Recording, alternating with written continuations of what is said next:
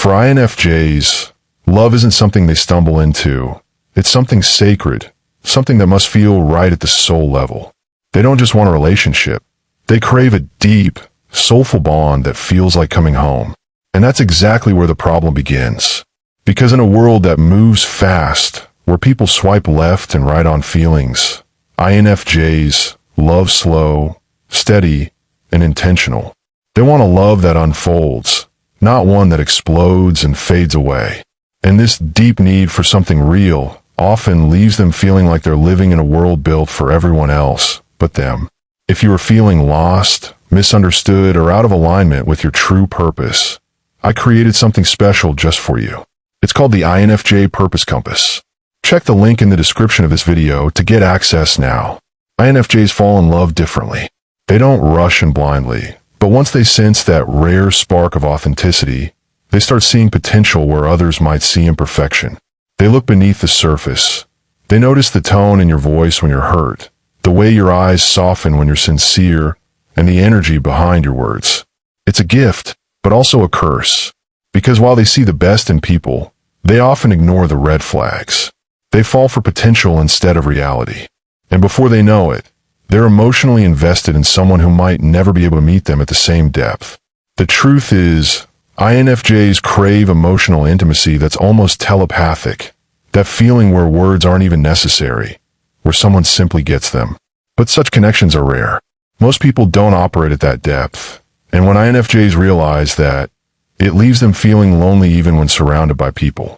They often describe it as being invisible in a crowded room. They can love deeply, but finding someone who truly reciprocates that depth feels almost mythical. There's also the fact that INFJs tend to guard their hearts like ancient treasures. They don't open up easily, not because they don't want to, but because they've learned the hard way that not everyone deserves access to their inner world. They've been misunderstood too many times. People have mistaken their kindness for interest, their empathy for availability, and their silence for indifference. So now, they test the waters carefully. They analyze. They observe. They wait to see if your intentions are genuine before letting their walls down. But that cautiousness, though born from experience, sometimes pushes love away before it even begins. Another thing that makes it hard for INFJs to find genuine love is their tendency to overthink everything. When they meet someone they care about, they don't just feel the connection. They dissect it. They analyze every word, every action, every pause. They want to understand what the other person truly means, whether it's safe to trust, and if the love they're sensing is real or just another illusion. And in doing so, they sometimes miss the magic of simply being. Their mind becomes a battlefield of what-ifs and maybes, and it can leave them emotionally exhausted before the relationship even begins. INFJs also have an idealistic view of love, and while that can be beautiful, it can also be heartbreaking. They carry within them a quiet belief that there's someone out there who's meant for them, someone who understands the language of their soul. They dream of a love that feels pure, purposeful, and aligned with their deepest values. But real-life love often looks different. It's messy, imperfect, and sometimes unbalanced. And when faced with a harsh contrast between their ideal and reality, INFJs can retreat, convincing themselves that maybe they're just not meant to be understood, at least not in this lifetime. Then there's the matter of energy. INFJs are old souls with deep emotions, and they often attract people who are drawn to their light, the broken, the lost, the ones searching for healing. And because INFJs are natural healers, they pour themselves into fixing, understanding, and comforting those people. But over time, that dynamic becomes draining. They end up giving more than they receive. It's not that they don't want to help. It's that they crave someone who can pour back into them with the same intensity. Someone who can see them beyond the helper, beyond the empath, beyond the strong, composed surface. And that too is rare. INFJs also struggle because they hide their true feelings behind calm faces. They can be standing right next to someone they love deeply, yet you'd never know it. They protect their emotions like they're guarding something fragile and sacred. They fear rejection so much that they often wait for the other person to make the first move. And when the other person doesn't, the moment slips away. They replay it later in their mind, wondering if maybe they should have said something, done something, but by then, it's too late. And let's be honest, INFJs don't do casual love or relationships. They can't. It's either all or nothing. They're not interested in shallow conversations, temporary flings, or surface-level chemistry. They want something that transforms them, something that makes them grow. But that kind of love takes time to find. It's not the kind that shows up every day. So they wait, sometimes for years, holding out hope that someone out there is capable of meeting them where they are. What makes it even harder is that INFJs rarely show the depth of what they feel. They can be deeply in love with someone and still appear calm and collected. They might smile, listen, offer advice, but inside, their heart is roaring with emotion. Yet they won't confess it unless they're sure it's mutual. They'd rather suffer in silence than risk rejection or misunderstandings. And this emotional restraint, though noble, often keeps love just out of reach. The point is, INFJ's struggle with love isn't about being unlovable. Far from it. It's about living in a world that often doesn't understand the kind of love they offer. Their love is patient, empathetic, spiritual, the kind that demands presence, depth, and truth. But because the world tends to favor fast, easy, and superficial, the INFJ's kind of love often gets overlooked. And what makes it even more complicated for INFJs is their constant inner conflict between the heart and the mind. They can feel a deep emotional connection to someone, but their analytical nature won't stop questioning it. Their intuition may whisper, "This is the one," but their logic counters, "Don't rush, you might get hurt again." This inner tug-of-war often leaves them paralyzed. They want to open up, to dive in, to love freely, but they also fear that history will repeat itself. And for an INFJ, emotional déjà vu is torture because they remember every detail of past heartbreak like it happened yesterday. INFJs are also perfectionists in love. They don't expect perfection in their partners, but they do hold impossibly high standards for what love should feel like. They imagine an unspoken harmony, an emotional rhythm where both souls move in sync. But real relationships are full of misunderstandings, flaws, and compromise. When that ideal image starts to fade, INFJs feel disillusioned. It's not that they can't handle imperfection. It's that they want love to feel meaningful even in the messy parts. And when it doesn't, they quietly withdraw, convinced that maybe it just wasn't meant to be. There's also the fact that INFJs tend to blend in with the emotional atmosphere of the people they love. They're emotional chameleons. If their partner is happy, they glow. If their partner is down, they absorb the sadness like it's their own. Over time, this can blur the boundaries between their emotions and someone else's. They lose track of where their feelings end and the other person's begin. This deep empathy, though beautiful, makes it difficult to maintain a sense of emotional independence in relationships. And when that balance tips too far, they start feeling drained, unseen, and emotionally overextended. INFJs also face the struggle of living in their heads too much. They can build entire relationships in their imagination before they've even fully started in reality. They romanticize, visualize, and idealize what things could be. So when the real version doesn't match the one they've built in their mind, disappointment sets in. Not because they're unrealistic, but because their hearts are wired to crave emotional depth that reality rarely delivers.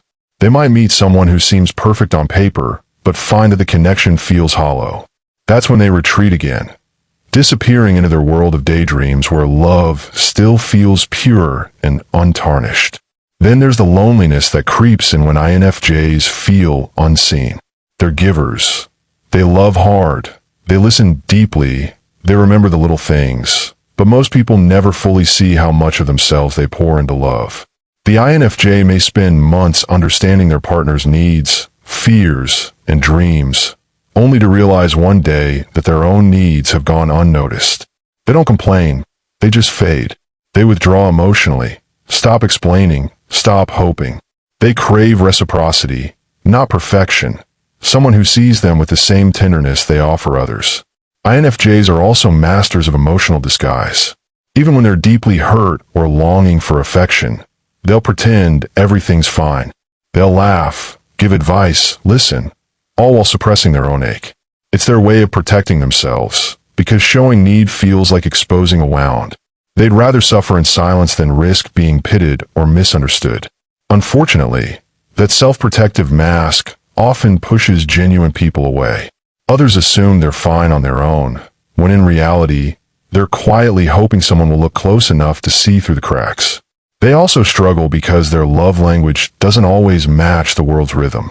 They speak the language of presence, quality time, deep conversation, emotional truth. But they live in a generation that often speaks in quick texts, half-hearted compliments, and temporary attention. This mismatch makes them feel like they're from another era, one where love letters mattered, where silence between two people meant comfort, not awkwardness. So they wait, longing for someone who speaks their language fluently, someone who doesn't need to be taught how to care deeply. INFJs are also drawn to intensity. They crave that feeling of emotional electricity, a connection that burns bright and feels alive. But the problem is, intensity isn't always healthy. Sometimes it comes from unhealed wounds, from trauma bonds disguised as passion. And because INFJs sense emotions so strongly, they can confuse emotional chaos for love. It takes time and pain before they learn that true love doesn't always come with fireworks. Sometimes it's a quiet, steady warmth that grows slowly. But until they realize that, they often chase the spark, not realizing it's just smoke. And then there's timing, that invisible force that seems to toy with INFJs more than anyone else. They meet the right person at the wrong time, or the wrong person at the right time. They fall for someone who isn't ready, or someone who's already committed elsewhere. And because they feel connections so profoundly, they don't move on easily. They carry memories like sacred relics, replaying moments, wondering what could have been if only things had aligned differently. For them, closure isn't just a conversation. It's an emotional process that can take months or even years. INFJs also struggle because they want love to have purpose. They want to grow with their partner, not just exist beside them. They want shared dreams, aligned values, mutual vision. Casual dating feels empty because they see no depth in it. But that seriousness can scare people away, especially those who mistake depth for intensity or assume they're too much. Yet, for the INFJ, being too much is just being authentic. They can't dilute their emotions to fit into someone else's comfort zone. They'd rather be alone than half-loved. What hurts the most, though, is how misunderstood their love can be. INFJs love in quiet ways, in thoughtful gestures, in listening without judgment, in remembering what you said months ago. But because their love isn't loud or demanding, people often overlook it. They think the INFJ is reserved or distant, when in truth, they're loving you in the purest, most spiritual way they know. And when that love goes unrecognized, it breaks something inside them. They don't lash out, they simply vanish. Another thing that makes love so difficult for INFJs is how they interpret silence. For most people, silence in a relationship is just a pause, a space between words. But for an INFJ, silence can feel like rejection, confusion, or the start of emotional distance. They read into everything, not because they want to, but because their intuition is always awake, scanning for meaning in every shift of tone, every missed text, every change in energy. When they sense emotional withdrawal, they don't confront it directly. Instead, they retreat into overthinking, trying to figure out what went wrong. And sometimes, that silence grows so loud that it drowns the relationship before the other person even realizes something was wrong. INFJs also struggle because they carry emotional memories like permanent ink. They may forgive, but they rarely forget.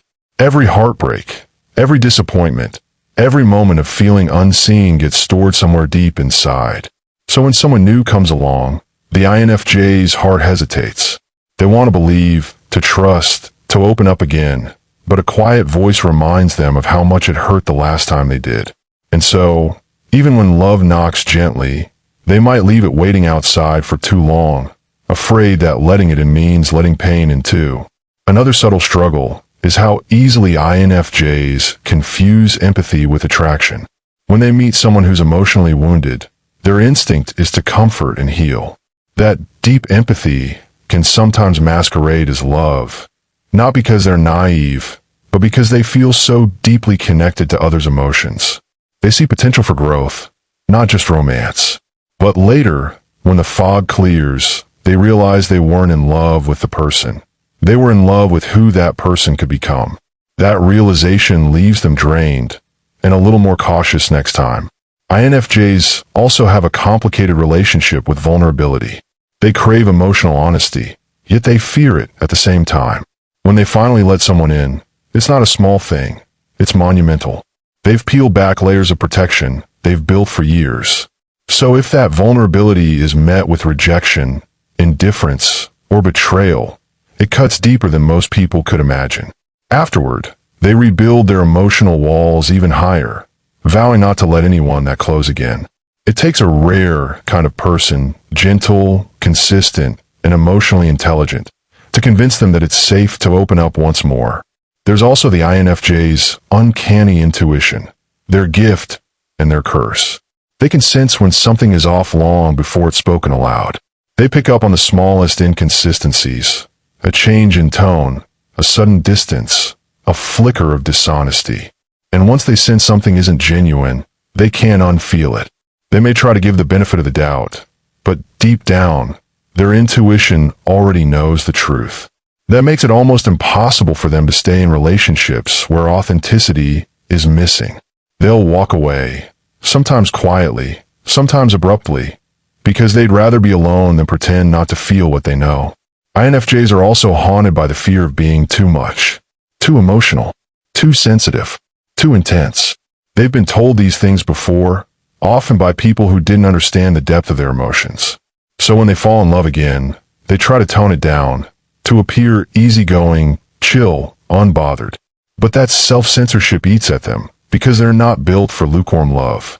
They're wired for passion, depth, and meaning. And every time they suppress that, they lose a little piece of themselves in the process. It doesn't help that INFJs are magnetically drawn to people who need them. There's something about broken souls that calls to them like a quiet song. They want to help, to heal, to be the light in someone's darkness. But those relationships often end up being one-sided. The INFJ becomes the giver, the emotional anchor, the listener, while their own needs go unmet. They end up feeling invisible in the very relationships they worked so hard to nurture. And when they finally pull away, they do it not with anger, but with quiet exhaustion, knowing they've given all they could. At the heart of it all, the INFJ's greatest struggle in love isn't finding someone to love. It's finding someone who can love them in the way they love others. Someone who sees past the mystery, the quiet, the calm exterior, and understands the storm of emotion, intuition, and devotion swirling underneath. Because once an INFJ is loved right, they love for life. But until then, they walk their path alone.